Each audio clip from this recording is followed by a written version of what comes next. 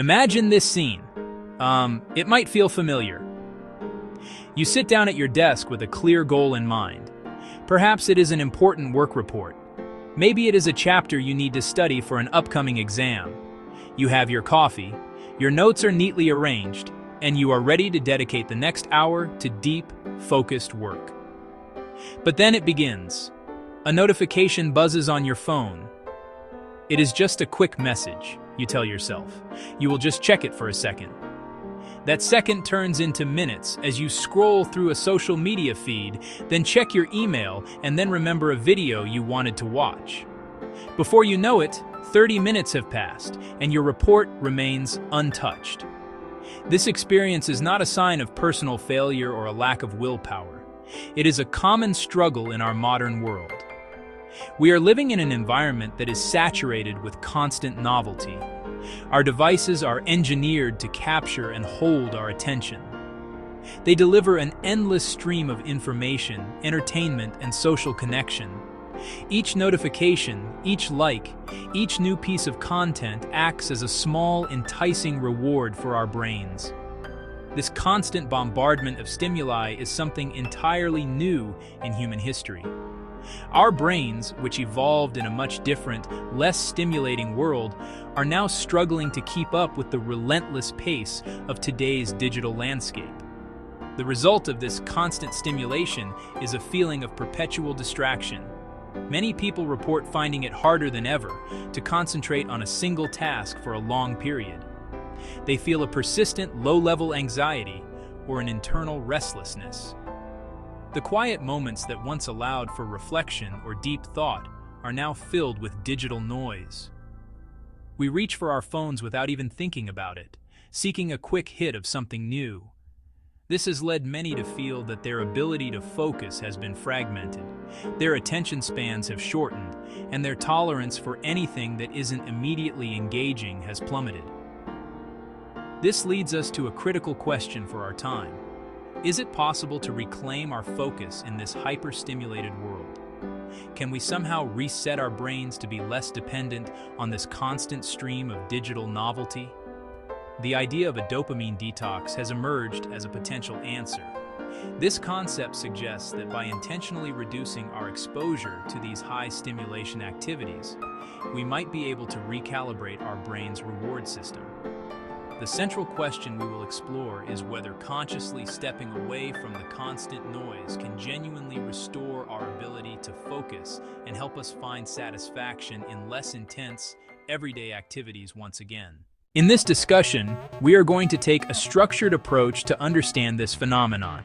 We will use a hook-then-science method. First, we will explore the tangible, relatable experiences of distraction that so many of us face daily. We will look at the real-world impact of living in a state of divided attention.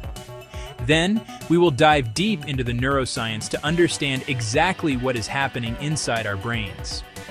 We will not be using overly technical jargon.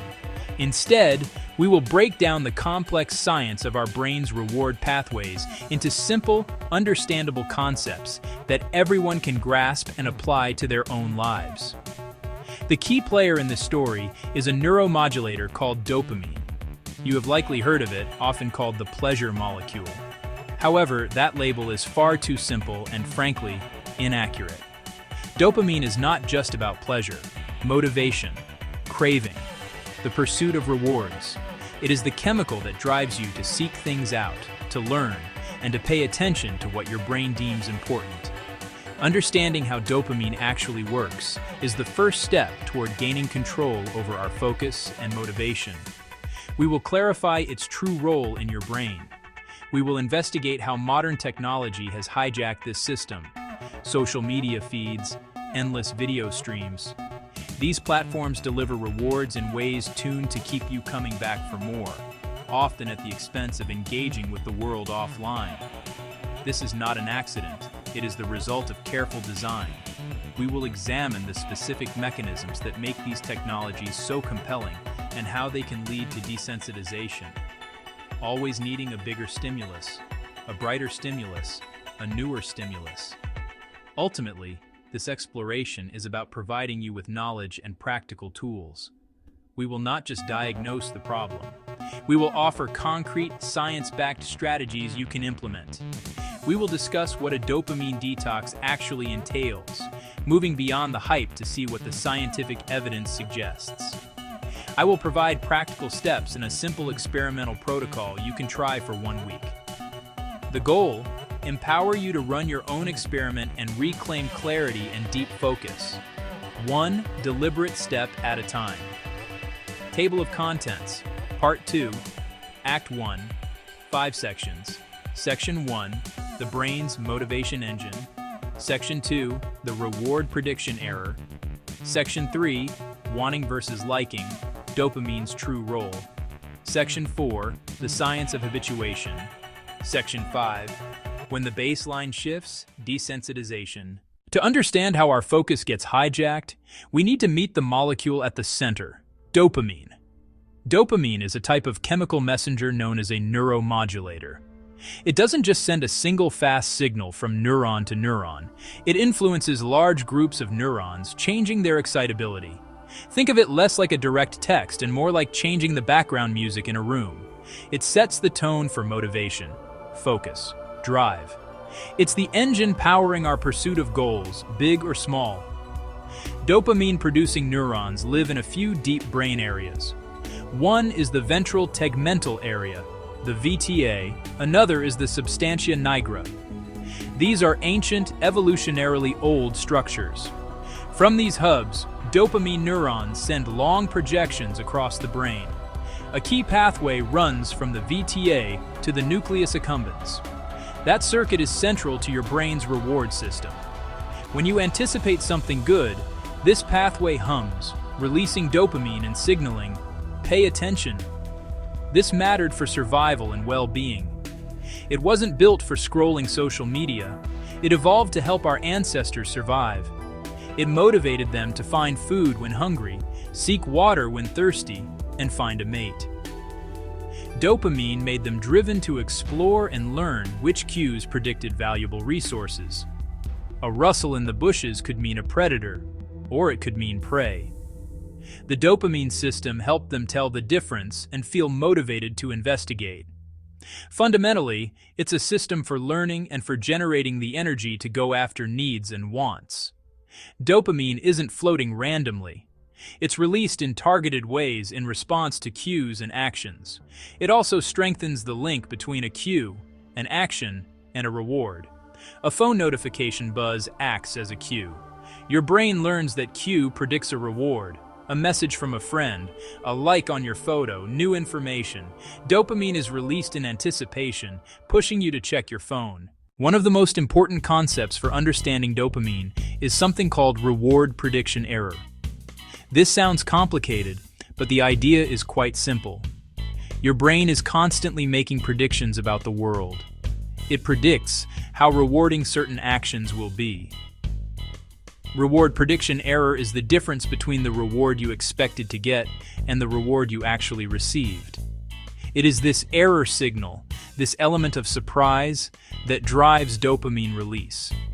Dopamine is not so much about the reward itself, but about the surprise of the reward. It is a learning signal that tells your brain whether to update its predictions for the future. Let's break this down with an example. Imagine you press a button and expect to receive one piece of chocolate. If you press it and get exactly one piece, there is no surprise. Your prediction was correct. Small burst of dopamine when the cue appears, but not much when the reward arrives. Now imagine you press the same button and, unexpectedly, 10 pieces of chocolate come out. Positive prediction error, large surge of dopamine. Your brain learns the button is more valuable than before. Conversely, what if the outcome is worse than expected? You press the button expecting one piece, but you get nothing. Negative prediction error, disappointing outcome. Dopamine levels dip below baseline. That dip is also a powerful learning signal. It tells your brain to downgrade its expectation of the button. This feeling of disappointment is, in part, the feeling of dopamine dropping. This mechanism is crucial for how we learn and adapt. The peaks in dopamine teach us what to pursue. The valleys teach us what to avoid. Technology companies have become masters at manipulating this system. The unpredictability of rewards on social media or in video games. You never know which post will get a lot of likes or which swipe will lead to a match. This variable reward schedule keeps prediction error high. The constant potential for a positive surprise keeps the dopamine system engaged and makes you keep checking, scrolling, and playing over and over again. Section 3. Wanting versus liking. Dopamine's true role. Two-panel cartoon. Wanting, imagining pizza, versus liking, eating pizza. A common myth is that dopamine is the pleasure molecule. This is a simplification that misses the most important part of its job. While dopamine is involved in the experience of pleasure, its primary role is not in the feeling of enjoyment itself. Neuroscience makes a critical distinction between wanting and liking. Wanting, liking. Dopamine is the molecule of wanting, motivation, craving, the drive to pursue something. The actual feeling of pleasure, the liking part, is governed by other brain chemicals, primarily the opioid system, endorphins, enkephalins. Think about it this way. You might desperately want another cookie. The craving, the drive to get up and go to the kitchen, is fueled by dopamine.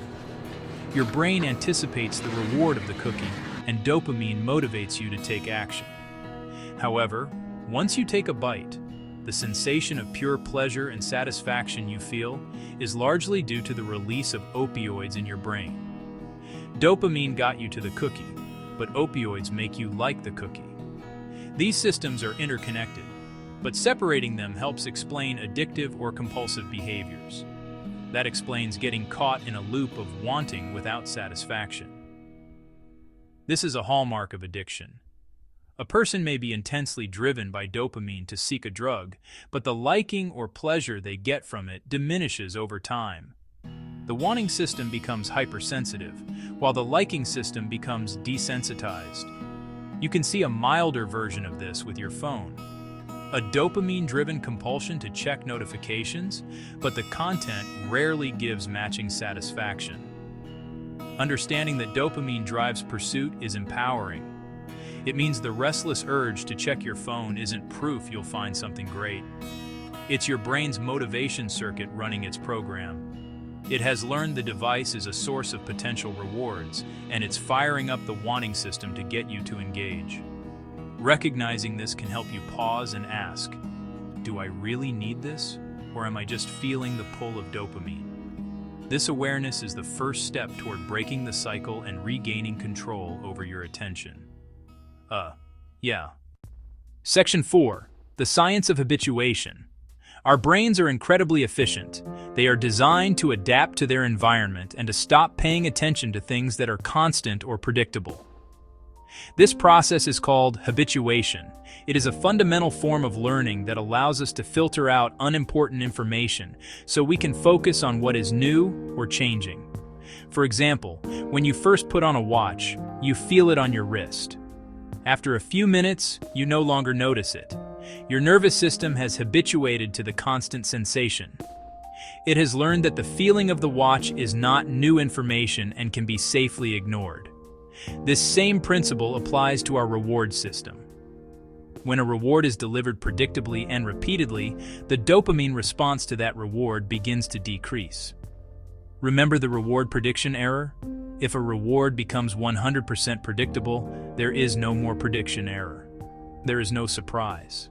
As a result, the dopamine surge that you got when the reward was new and exciting starts to shrink. Your brain has habituated to the reward. It is no longer as motivating as it once was because it has become part of the expected baseline of your environment. Consider the experience of eating your favorite food. The first bite is amazing. The second bite is also good, but perhaps slightly less amazing than the first. By the time you are on your 10th bite, the food is still enjoyable, but the novelty has worn off. This is habituation in action. It is a normal and healthy process that prevents our reward system from firing at maximum capacity all the time, which would be metabolically expensive and unsustainable. However, in our modern world, this system can be pushed to its limits. We are surrounded by sources of high amplitude, frequent rewards. These are not like a single meal. They are more like an endless buffet where every dish is new. Social media feeds, video games, and streaming services are designed to counteract habituation by constantly providing novelty. Every scroll brings a new image, every click a new video. This constant stream of novelty keeps the reward prediction error high and prevents our dopamine system from habituating in its natural way. This sets the stage for a more problematic process, desensitization. Just so you know. Section 5. When the baseline shifts. Desensitization. Habituation is a normal, short-term adaptation. Desensitization is a more profound, long-term change in your brain's wiring. When your brain is exposed to very frequent, very high levels of dopamine release, it starts to protect itself from this overstimulation. It does this through a process called downregulation. Your neurons literally begin to reduce the number of dopamine receptors on their surfaces. Think of it like turning down the volume on a sound system that is playing music too loudly. With fewer receptors, the same amount of dopamine has a much smaller effect. The system becomes less sensitive. This creates a significant problem. Your baseline level of pleasure and motivation starts to shift. Activities that used to feel rewarding and engaging, reading a book, having a quiet conversation, going for a walk in nature, no longer trigger enough dopamine to feel motivating. They seem dull and uninteresting compared to the high stimulation activities your brain has become accustomed to. To feel the same level of motivation or pleasure you once did, you now need a bigger hit of dopamine. You need a more intense, more novel, or more frequent stimulus. This is the core of tolerance. This process of desensitization can leave you feeling chronically bored, antsy, and unmotivated. You might find yourself in a state where you are not really enjoying the high stimulation activities anymore. The liking has faded, but you are still wanting them because nothing else seems to work. You are caught in a loop. You scroll endlessly, not because it is fun, but because the alternative of doing nothing feels so deeply uncomfortable and understimulating. Your brain's set point for what is considered engaging has been artificially raised by constant exposure to novelty. This is precisely what a dopamine detox aims to address. The hypothesis is that by intentionally abstaining from these high dopamine behaviors, you give your brain a chance to reverse this process. By reducing the constant barrage of stimulation, you allow your neurons to upregulate or rebuild their dopamine receptors. In theory, this resensitizes your brain. Over time, your baseline can return to a more normal level.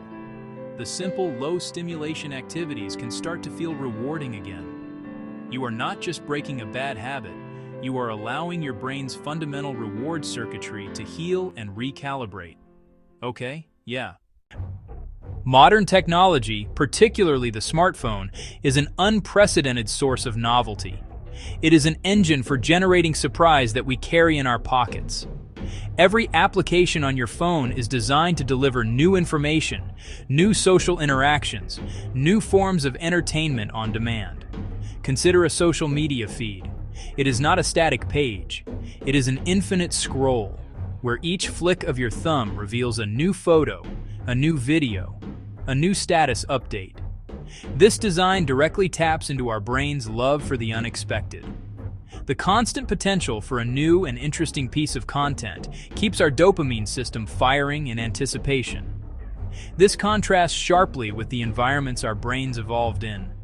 For most of human history, novelty was scarce and often hard-won. Finding a new patch of berry bushes, discovering a new hunting ground. These were high-value rewards that occurred relatively infrequently.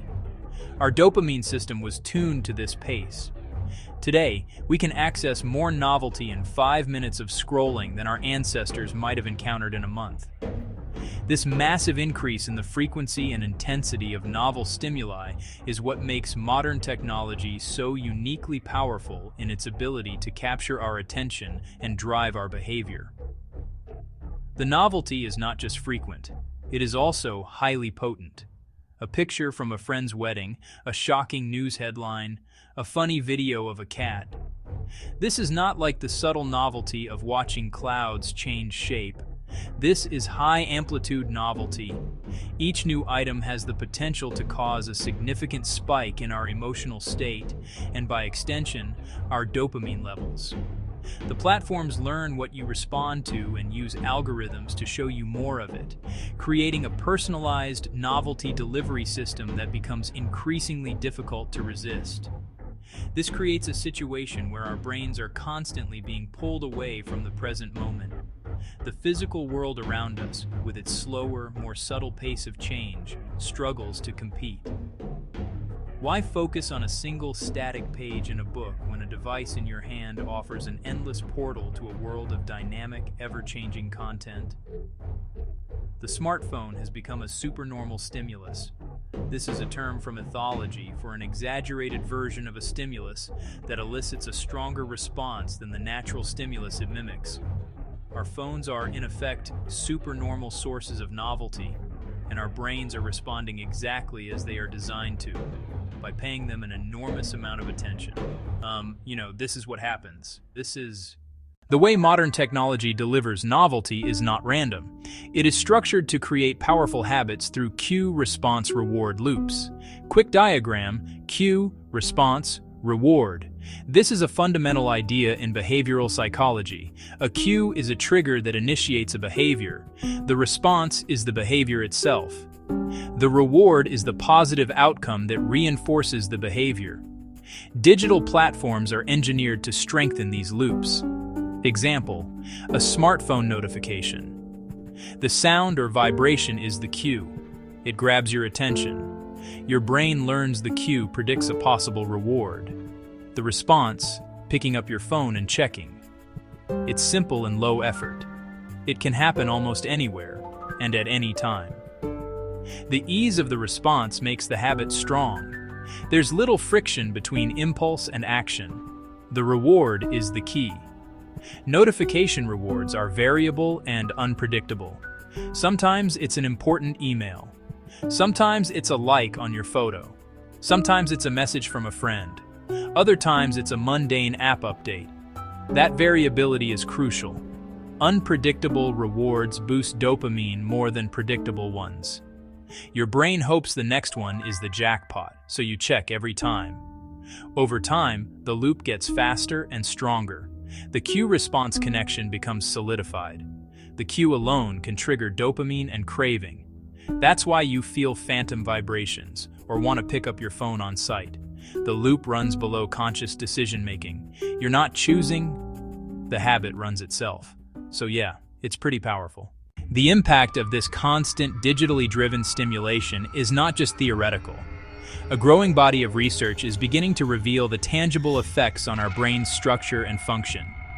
Studies using human subjects, animal models, initial findings, attention networks, reward sensitivity, physical volume changes in brain regions. For example, heavy internet and video game users show brain differences. Some research has indicated reduced gray matter volume in the prefrontal cortex. The prefrontal cortex supports planning, impulse control, directing attention. This suggests chronic overstimulation might prune or weaken these circuits. It's a feedback loop. More distraction makes resistance weaker, making you more susceptible. Animal models allow researchers to look at these mechanisms more directly. Rodents can press a lever to receive a small, stimulating reward, a flash of light. A small electrical stimulation in the brain's reward center. Animals with unlimited access show addiction-like behavior. They press the lever compulsively, ignoring food, ignoring rest. When researchers examine their brains, they find downregulation of dopamine receptors. The system becomes desensitized. In humans, researchers use tasks to measure attention and reward sensitivity. Studies found correlation between high daily screen time and poorer sustained attention task performance, like the continuous performance task. Participants with higher screen time make more errors and struggle to stay focused. Other studies show their rating of everyday rewards is lower. A beautiful sunset. A simple, pleasant social interaction. So, that's what the evidence is starting to suggest. Your brain is not a fixed, static organ. It is constantly changing and adapting based on your experiences. And this remarkable ability is called neural plasticity. Every time you learn a new skill, form a memory, or repeat a behavior, you are physically changing the connections between your neurons. The cue-response reward loops we discussed are not just a psychological concept. They are being etched into your brain's wiring. The more you repeat the loop of checking your phone, the stronger the synaptic connections that support that habit become. The pathway becomes more efficient, like a well-trodden path in a forest. This plasticity happens at several levels.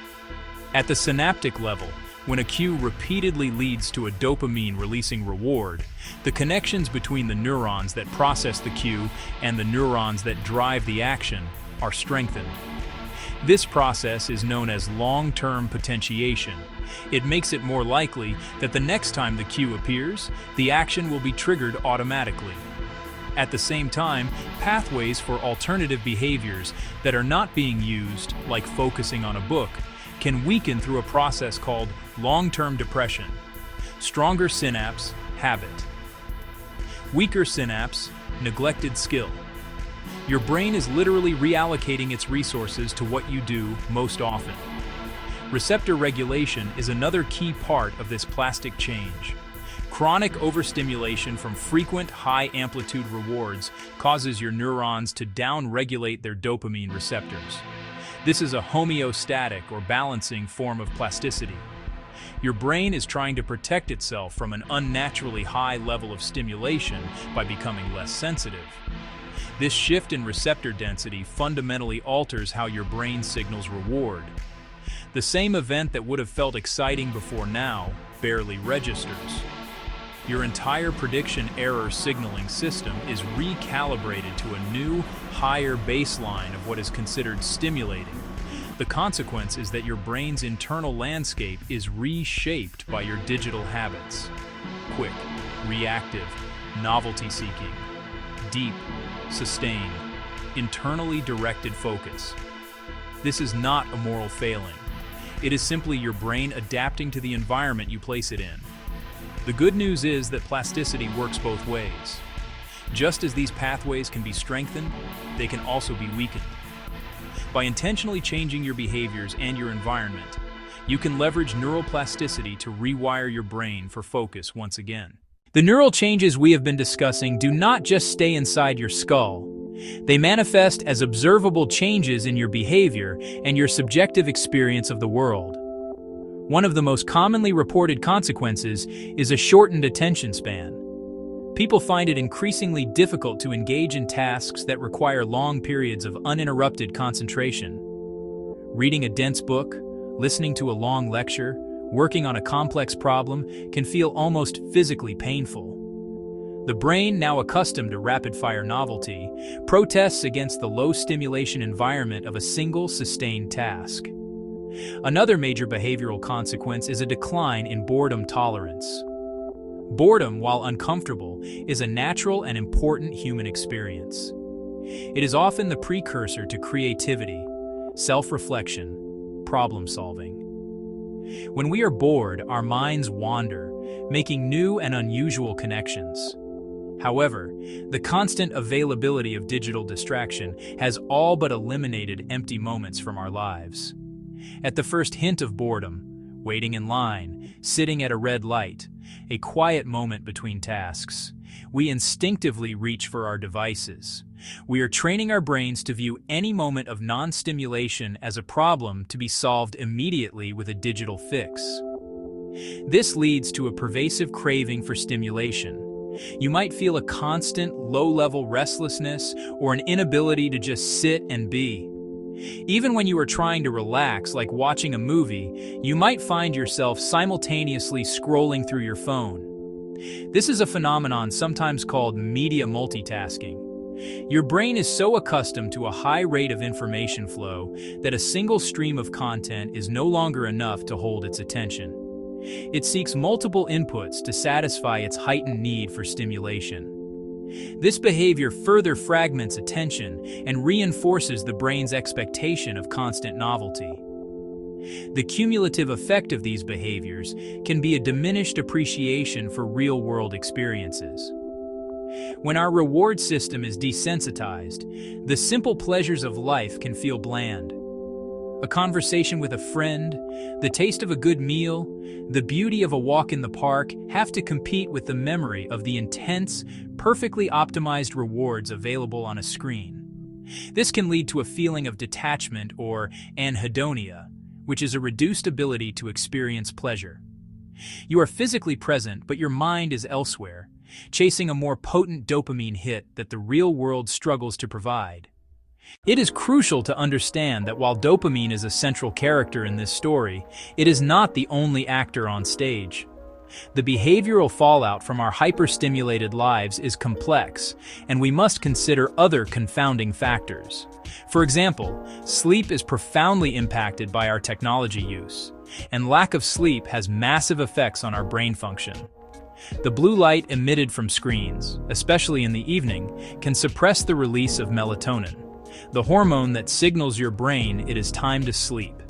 This disrupts our circadian rhythm, leading to poorer sleep quality and quantity. A sleep-deprived brain is an unfocused brain. Lack of sleep directly impairs the function of the prefrontal cortex, attention, impulse control, decision-making. When you are tired, you are far more likely to give in to distraction and make impulsive choices, like picking up your phone instead of working. The fatigue also makes you more sensitive to stress. This creates a vicious cycle: screen use at night, poor sleep, stress and low focus, more screen use. Poor sleep leads to more stress and less focus, which might lead you to seek out digital distractions as a form of escape, which in turn leads to more blue light exposure and even poorer sleep. Stress itself is another major confound. The modern world is filled with stressors, and many people use their devices as a way to cope or numb themselves. While this might provide temporary relief, chronic stress has its own detrimental effects on the brain. High levels of the stress hormone cortisol can damage neurons in the hippocampus. Hippocampus, a brain area vital for learning, memory. It can also dysregulate the dopamine system, making it more reactive and prone to craving. Therefore, what looks like a dopamine addiction might, in part, be a maladaptive response to chronic, unmanaged stress. Finally, we have to acknowledge individual vulnerability. Not everyone responds to technology in the same way. Genetics, underlying mental health conditions such as ADHD or depression, one's social support system. Some individuals may have a genetic predisposition that makes their dopamine system more sensitive to rewards, making them more susceptible to developing compulsive habits. Someone struggling with anxiety may be more likely to use social media for reassurance. It is not a one-size-fits-all problem, and understanding these confounds is essential for developing a nuanced and effective approach to reclaiming our focus. So, what exactly is a dopamine detox? The term itself is a bit of a misnomer. It has become a popular buzzword. It is important to be precise here. You cannot, and would not want to, eliminate dopamine from your brain. Dopamine is essential for normal movement. Dopamine is essential for motivation. Dopamine is essential for mood. A true lack of dopamine is associated with serious neurological conditions like Parkinson's disease. So, the goal is not to get rid of dopamine. A better term might be a stimulus fast, or novelty reduction. The core idea is to intentionally and temporarily reduce your engagement with high dopamine, highly stimulating behaviors, particularly those involving digital technology. The practice is centered on the intentional reduction of exposure to high novelty stimuli. Step away from activities that provide frequent rewards. Step away from activities that provide unpredictable rewards. Step away from activities that provide intense rewards. Primary targets: smartphones, social media, video games, endless news feeds, other digital entertainment. The detox is about creating a period of relative quiet for your brain's reward pathways. Starve circuits that have become overstimulated and hypersensitive to digital inputs. Break the cycle of craving and compulsive checking. This is different from simply being bored. A dopamine detox is not about doing absolutely nothing. Periods of quiet reflection can be part of it. Shift from external, high-intensity rewards to internal, low-intensity ones. Instead of scrolling, go for a walk. Read a physical book. Have a face-to-face conversation. Meditate. Draw. Play a musical instrument. Choose to engage in a less frenetic, more deliberate way. Defining a dopamine detox is about understanding its purpose. The purpose is not to punish yourself. The purpose is not to reject technology entirely. The purpose is to reset your baseline. Recalibrate your brain's reward system to regain control over attention. Find more pleasure and motivation in everyday life. Take a deliberate break from the barrage of digital stimulation so neural circuits can recover and resensitize. Create conditions that let simple, natural rewards feel rewarding again. There is no single, universally agreed-upon protocol for a dopamine detox. The right approach depends on your lifestyle, your work, and your specific goals. We can outline a few common methods, from intense to moderate. One of the most stringent methods is the full digital fast. This typically involves abstaining from all non-essential technology for a set period, such as 24 hours. This means no phone, no social media, no video games, no internet browsing, and no television. The focus is on engaging only with the physical world, your own thoughts, and direct social interactions. For many people, a full day-long fast is not practical. A more moderate approach involves limited notification days. On these days, you do not give up your devices entirely, but you ruthlessly manage your notifications. You would turn off all alerts, sounds, vibrations, and banner pop-ups for social media, email, and news apps. You only check these apps at specific, pre-scheduled times. This breaks the powerful cue-response loop driven by notifications. It puts you back in control, deciding when to engage with your device rather than letting your device decide for you.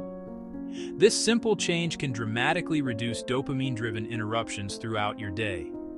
Another effective protocol is creating scheduled novelty windows. This is a harm reduction approach. You acknowledge that you will engage with high-stimulation activities, but you contain them within specific blocks of time. For example, you might allow yourself 30 minutes of social media scrolling in the evening, but outside of that window, the apps are off limits. This method helps to prevent the constant, low-level browsing that fragments attention. It trains your brain to understand that novelty is available, but only at certain times, which can help reduce the persistent craving for it throughout the rest of the day. Finally, there is the concept of micro-detox pauses. These are very short, intentional breaks from stimulation that you can sprinkle throughout your day. For instance, you could make a rule to not use your phone while waiting in line, while walking from one room to another, or for the first and last 5 minutes of any hour. Instead, you just look around, notice your surroundings, or pay attention to your breathing. These small moments of non-stimulation, while seemingly insignificant, can add up. They help to build your tolerance for boredom and weaken the automatic impulse to fill every empty second with a digital distraction. Why would these protocols work? We can propose several plausible neural mechanisms based on our understanding of brain plasticity. The most direct mechanism is the reduction of cue-driven dopamine bursts. By turning off notifications and scheduling your app usage, you decrease how often your brain is hit with a cue that triggers a dopamine spike. That spike is in anticipation of a reward. This constant triggering keeps the wanting system on high alert. Starve the system of cues and it can quiet down, lowering constant craving and restlessness. The second, and perhaps most important mechanism, is resensitization of your reward pathways. Before, neuron with few receptors, desensitized. After, many receptors, resensitized. Chronic overstimulation leads to downregulation of dopamine receptors. Your brain becomes less sensitive. Stimulus fasting creates a low stimulation environment. In response, the brain can upregulate. Neurons may increase D2 dopamine receptors on their surface, making them more sensitive to dopamine again. It's your brain's homeostatic mechanism finding balance. Resensitization can restore the salience of low-level, natural rewards. The dopamine release from a quiet conversation, from finishing a chapter of a book, from seeing a beautiful sunset, may now cross the threshold and feel motivating and pleasurable. You lower your brain's entertainment threshold, allowing more experiences to feel engaging. Disengaging from reactive, stimulus-driven behaviors creates opportunity to strengthen other neural circuits. Resist the urge to check your phone and focus on a single task, and you're exercising your prefrontal cortex. You're strengthening top-down attentional control networks. This is like going to the gym for your focus. Each time you choose sustained attention over distraction, you make that pathway a little stronger. Over time, this leads to measurable improvement in your voluntary focus. It is critical to approach the idea of a dopamine detox with a healthy dose of scientific skepticism. The neural mechanisms are plausible and based on neuroscience, but high-quality human studies on dopamine detox protocols are very limited. Most evidence is anecdotal, from personal reports. Many individuals report positive effects after digital fasting, improved focus, better mood, a greater appreciation for everyday activities. These reports are valuable, but not controlled scientific data. There is strong indirect evidence supporting the principles. For example, research on abstinence and substance addiction is extensive. Abstaining from a drug allows the dopamine system to begin to heal. Receptor densities can return to normal over weeks and months. This recovery correlates with reduced cravings. Social media scrolling isn't the same as drug addiction, but the reward desensitization mechanism is analogous. That suggests abstinence could have similar, milder restorative effects. Mindfulness and meditation studies also provide supportive evidence. Mindfulness is attention training, detaching from streams of thoughts and stimuli. Regular practice can lead to structural brain changes, increased density in the prefrontal cortex, changes in attention networks. Mindfulness isn't a fasting detox, but it builds opposite skills to digital distraction. It has been shown to improve focus and emotional regulation. We must acknowledge limitations. We lack clear data on optimal duration or intensity of a detox. Is 24 hours enough? Is a week better? Is a full fast more effective than just limiting notifications? We also don't know how long benefits last after returning to normal tech use. There's a risk people detox, feel better, then return to old habits. So a detox is likely most effective as a kickstart to healthier, sustainable long-term habits. The best way to determine if this approach has value for you is to become a scientist of your own life.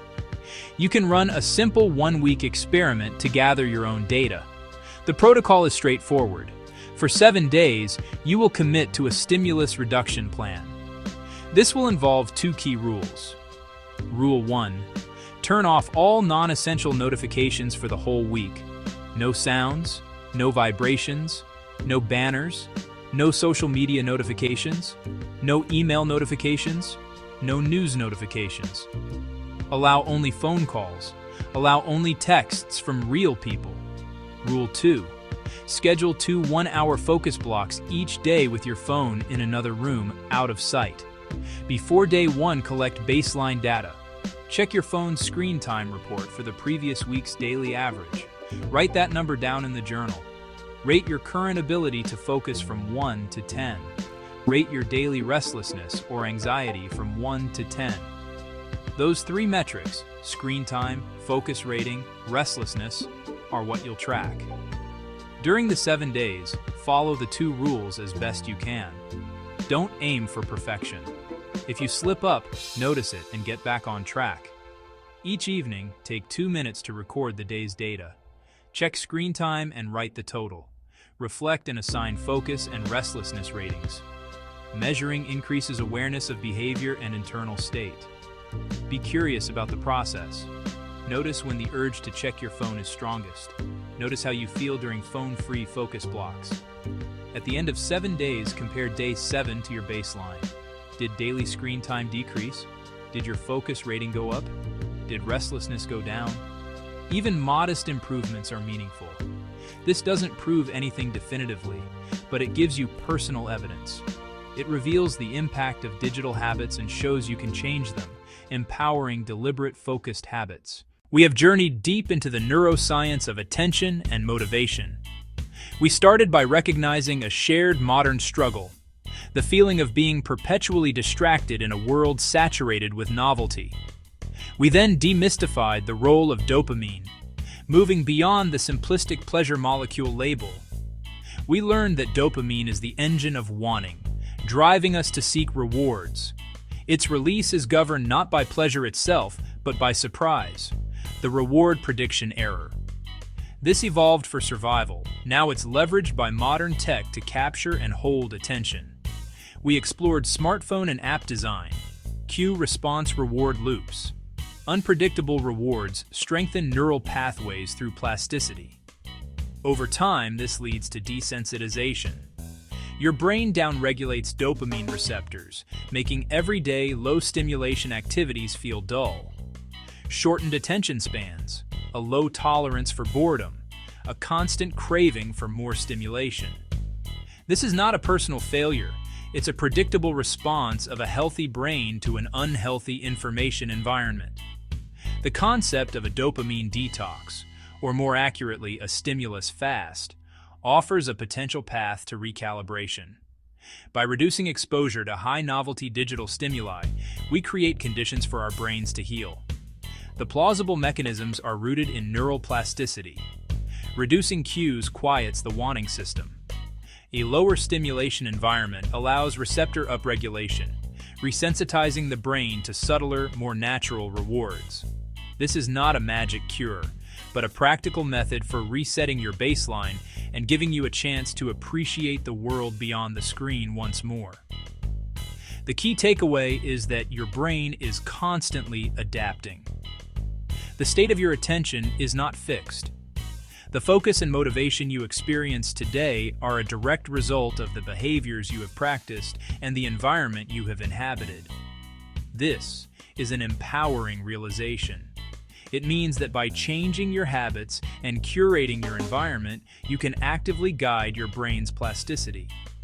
You can weaken the pathways that lead to distraction and strengthen the ones that support deep, sustained focus. You have the ability to reclaim your attention system by understanding how it works and then taking deliberate action. As you move forward, it is essential to hold realistic expectations. A short-term dopamine detox is not a panacea.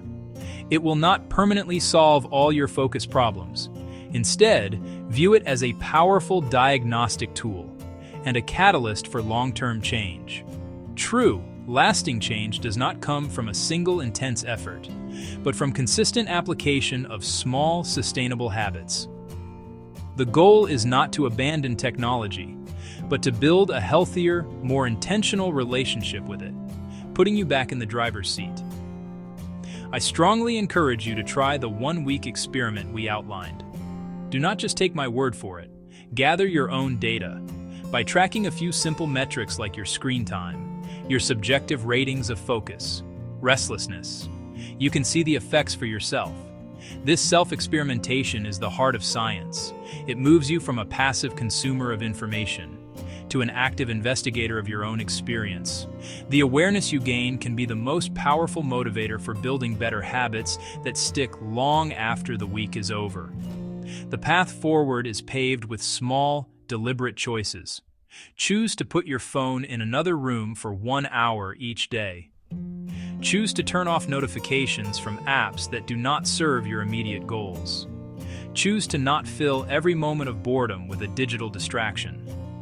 Each small choice is a vote for your future, more focused self.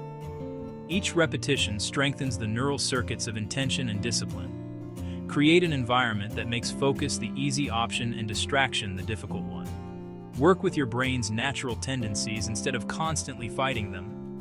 Ultimately, this is an invitation to reclaim one of your most valuable resources, your attention. In a world vying for every second of your time, choosing where to direct your focus is perhaps the most profound act of personal autonomy. Understanding the neuroscience, implementing practical strategies, cultivating small, consistent habits. You can quiet external noise and reconnect with clarity and depth within you. You can choose to build a life that is less reactive, more reflective, less distracted, more present. Your focus is yours to control.